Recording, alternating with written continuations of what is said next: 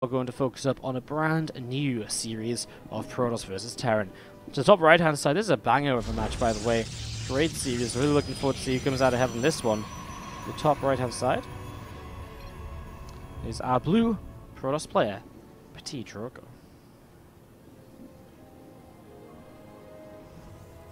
To the bottom left, our red Terran player is DeMusliM from Wind and Rain. Soul from Wind and Rain actually qualified yesterday. Came through the top side of the bracket, I believe, actually. Taking down, I want to say, a Zerg player in the final qualifying match. I think it was Lambo he took down, or TLO. Can't remember which side of the bracket he was in, but he took down, no, it must have been Lambo, because TLO got taken down by Harston in the top side of the bracket. Drogo.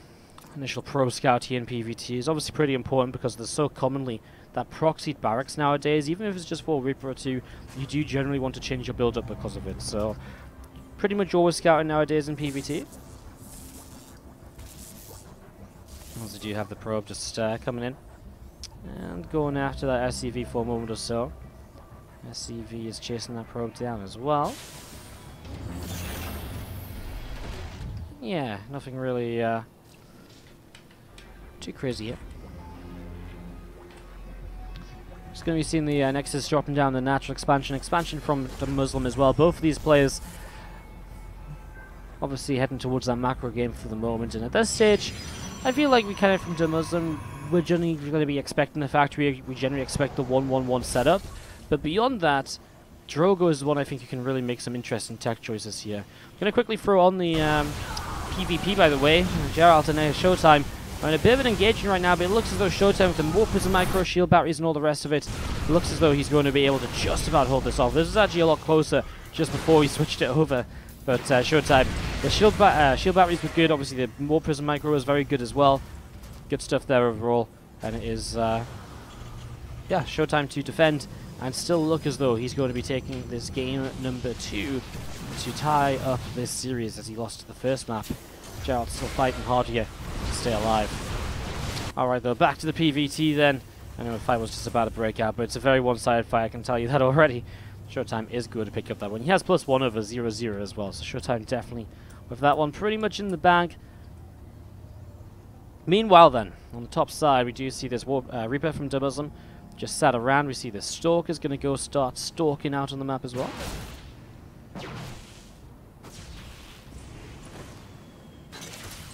Rip grenades will go down.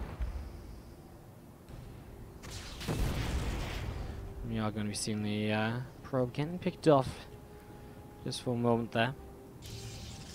And Warpgate on the way up, about halfway done at the moment, so Warpgate about halfway done. These couple of gateways dropping down from Drogo as well.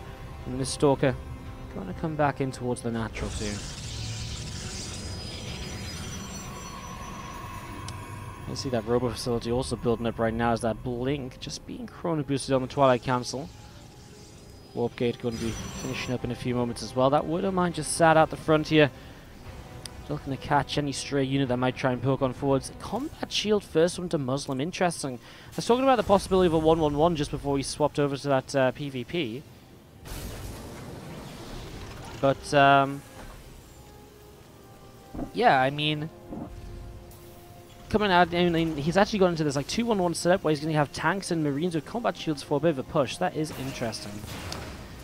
Point really is that Showtime is in Korea, by the way, so he is playing with quite a lot of ping. Not quite 1,000. He'll be having about 350 ping to the EU server, which is a fair amount. It's kind of unfortunate. Like, NA players can play an NA Challenger quite easily from Korea because Korea to NA is like 150 ping, but Korea to EU is like 350, 400, so it's, NA server is so much different to EU, just to clarify a couple of things discussed in chat right now. It's just better to play Korea to NA server than it is Korea to EU server, so NA Challenger players, you're so lucky, you get to play a Challenger from Korea. I think Sort of, by the way, who is in Korea as well, isn't even bothering with the qualifier. Like, he just said to himself, you know what, there's just no point, like, I'm going to be playing with ping, it's just going to be through the middle of the night, there's just no reason. Anyways, we are going to be seeing the units coming across the map towards the upper right hand side. DeMusliM looking to apply some pressure, as you can see a Widowmine. Going to be burrowing tanks already sieging up, and we have got these gateways taking some damage. Bunker will come down as well. And this is kind of quite the push from DeMusliM, as Drogo is just not prepared for it at all. Talked a lot about what DeMusliM did this game. Drogo just got blinked, but that blink, it's currently not going to do much at all. This combat shield push from DeMusliM. Wow, I mean, tanks sieging up again. Marine's still pushing in. He's going to get a pylon at the front. The wooden line being repaired, and now this Nexus is under fire. Drogo, what are you going to do, actually? I'm not sure. He has to warp in on the high ground to get fast warp-ins as well. I guess in a moment he can warp in from this pylon here, but I actually think he might just lose the natural expansion. He's going to get, I mean, there's going to be another siege tank here. Here we go. The probes are going to pull in, and we are going to, the wooden mines will get the stalkers. That's game over. DeMusliM comes in and takes it down with this combat shield push. And Drogo both in Europe. No ping issues in this series.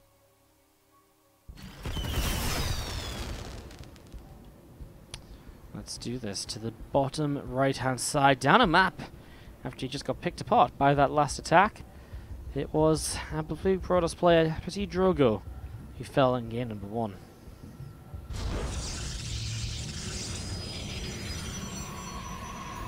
To the top left-hand side, our red Terran player, it is Wind and Rain's DeMusliM.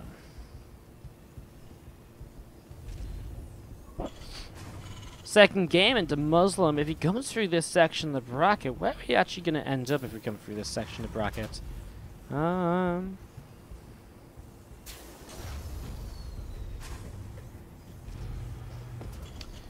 just to kind of go through the bracket in general right at the moment, Showtime versus Geralt is in the top side. Goblin Zanster in the same round. Solia has defeated Bly to play Art in that round now.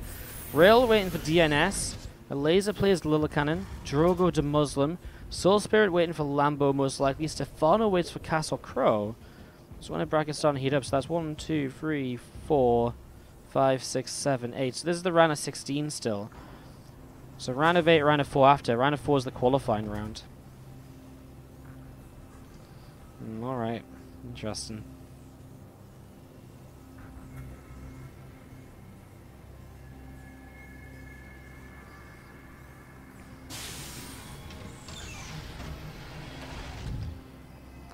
This drops down from Drogo. Again, nothing too ridiculous just yet from DeMuslim's point of view. He's just looking to expand himself, and of course, for this stage of the game, that's a very regular way for both of these guys to get set up and going. So both these players heading in towards the expansion, in towards the macro game for these early stages.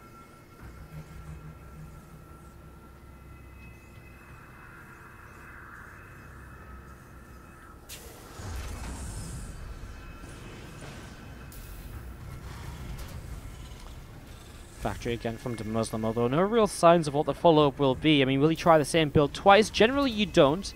Usually, you know, Drogo will be very aware of kind of checking for the same sort of signs that it's the same build. And will probably make some adjustments in that scenario. He will go Stargate again here, though, and there is the second rax from DeMusliM, so it is a possibility. There is the possibility of this just being a similar style once again from him, but we'll wait for the moment to see exactly how he goes for it. Wooden Mine should come out here initially, will help defensively against an Oracle, help to pick off units at the front as well. As this Reaper hops up and does come down to take a little bit of damage.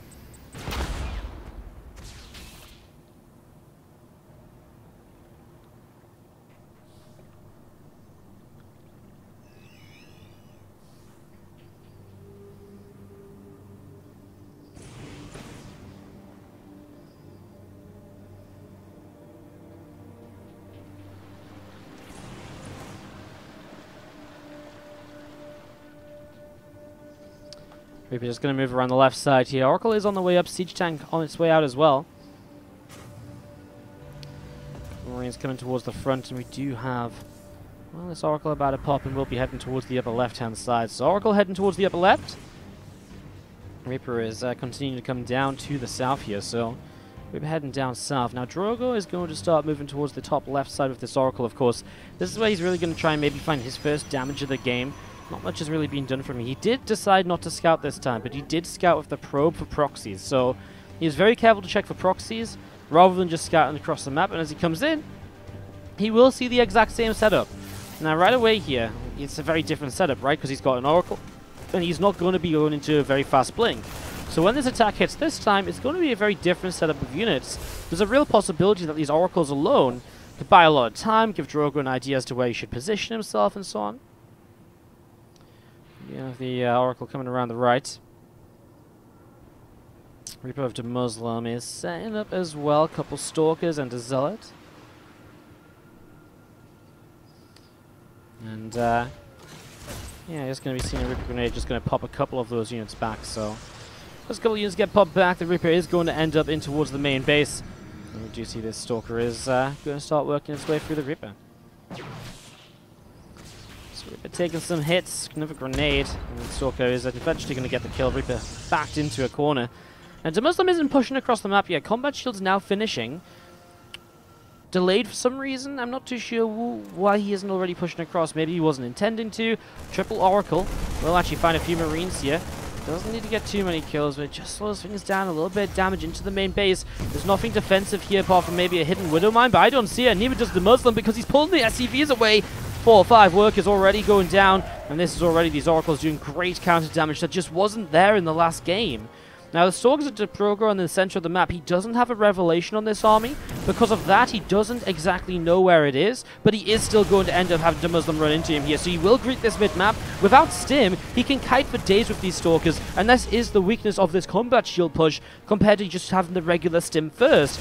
But of course, last time Drogo didn't know that. He didn't know to be on the map looking for Marines and tanks pushing across on their own, and that's why he wasn't able to take advantage of it. This time is obviously a very different approach, as those Stalkers will start to spread themselves out. Tanks will siege up. Looks like Drogo wants to take the fight. The Oracles don't have energy to take part, though, so they do have to still be a little bit cautious.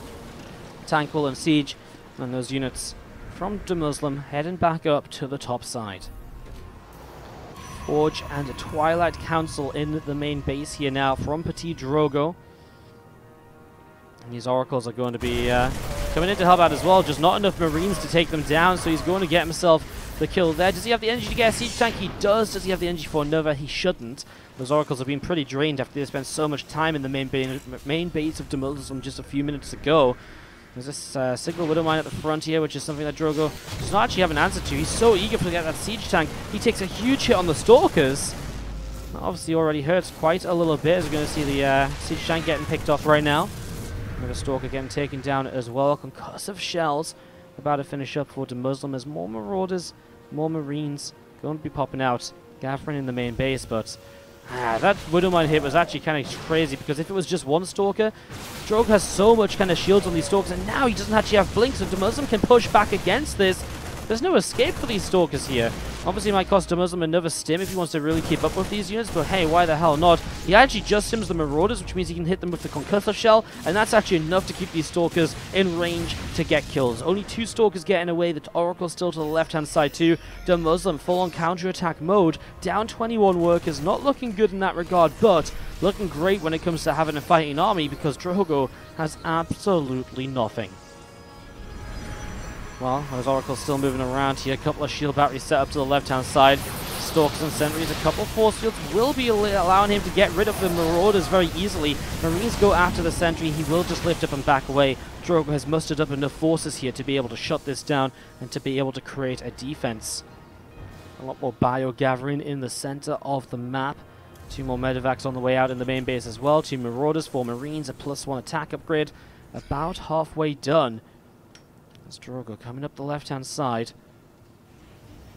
getting himself into position here in the next few moments.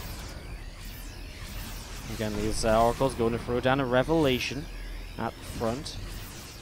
He's going to be able to keep pretty good track of this army. Armor upgrade comes into the right-hand side as well. A charge being chrono boosted too.